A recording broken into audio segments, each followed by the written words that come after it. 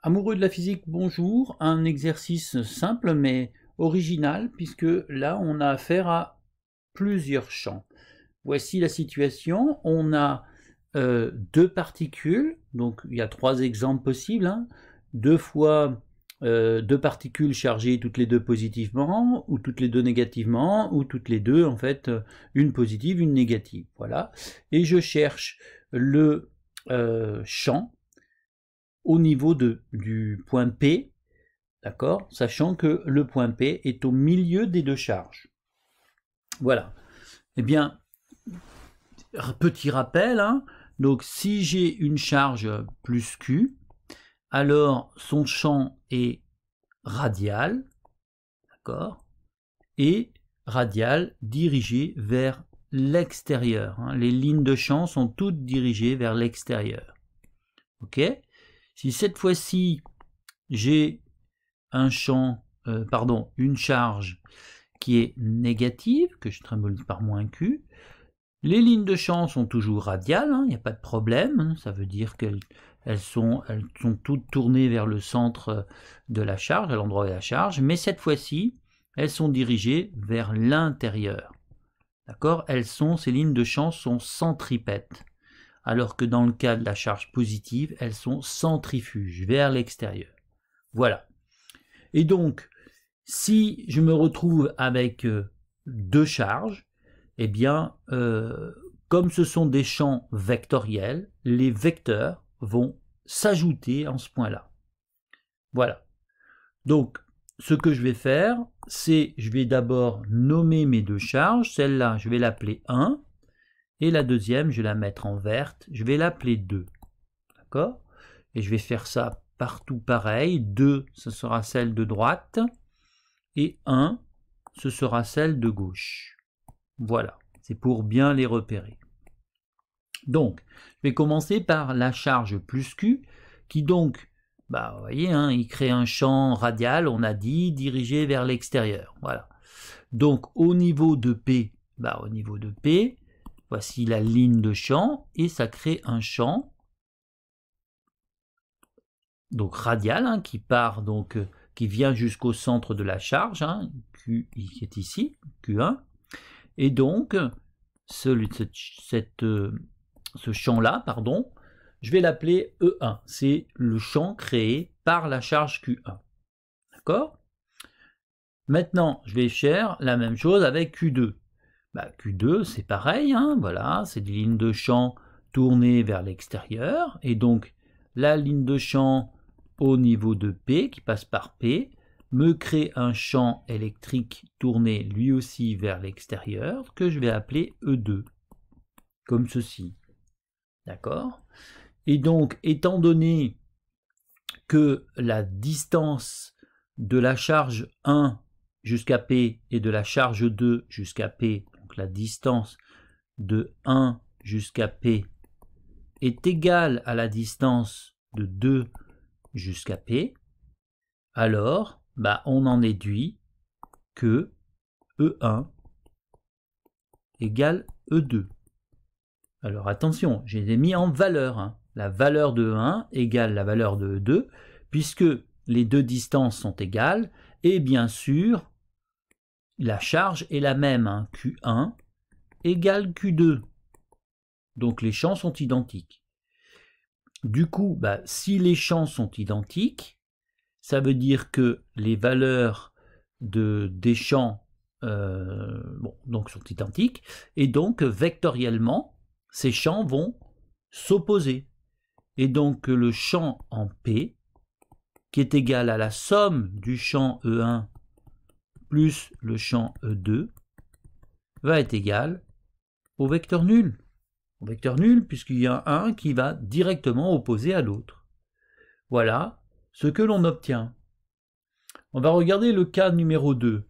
Donc pareil, la charge de gauche n'a pas changé. Donc E1 va rester identique, d'accord, à celui de l'exemple 1. Mais maintenant, la charge 2. La charge 2, on est dans cette situation-là. C'est-à-dire, on a une charge négative. Donc la charge négative crée un champ tourner vers cette charge, cette fois-ci. D'accord? Comme on voit ici. Et du coup, eh bien sûr, pour la même raison que tout à l'heure, les deux valeurs de champ E1 et E2 sont toujours égales, puisque les distances sont les mêmes et la charge est la même, si ce n'est qu'il y en a une qui est négative et l'autre positive. Et du coup, le champ en P, qui est toujours égal à E1 plus E2, d'accord? Mais sauf que cette fois-ci, eh bien, E2 et E1 sont dirigés dans le même sens, ça va me donner donc 2 fois le vecteur E1, ou 2 fois le vecteur E2, d'accord? Et du coup, je vais le tracer, ce vecteur, 2 fois le vecteur E1, ça fait ça, voici EP. EP qui est égal à la somme de E1 plus E2. Bon, c'est à peu près approximatif, hein, donc c'est le double de E1 ou le double de E2.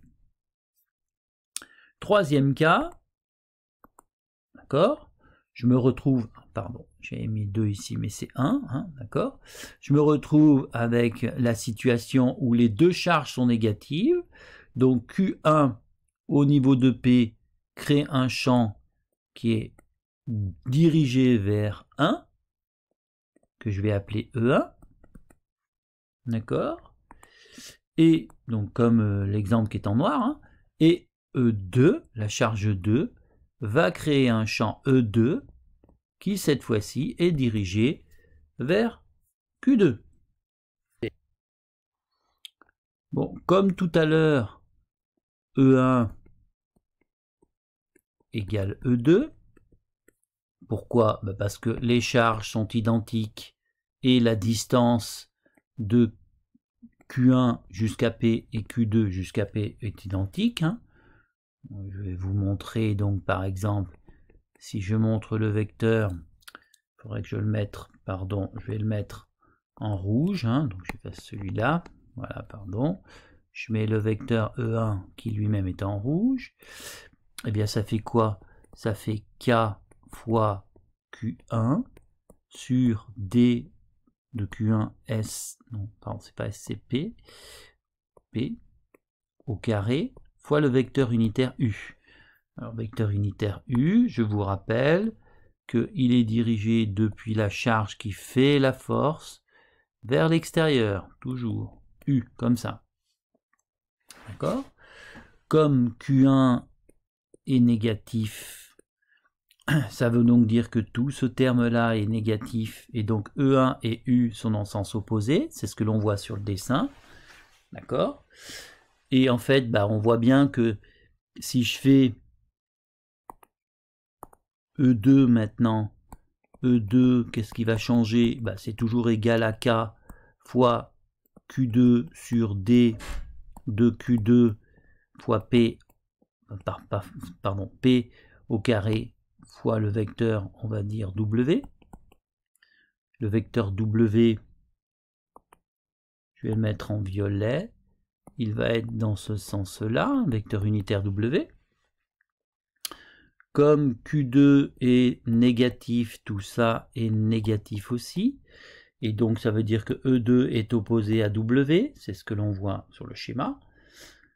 Si je regarde ces deux formules, Q1 égale Q2 et D de Q1 P égale D de Q2 P, j'en déduis bien que E1 égale E2 en valeur. D'accord? Il y a l'E2 en valeur.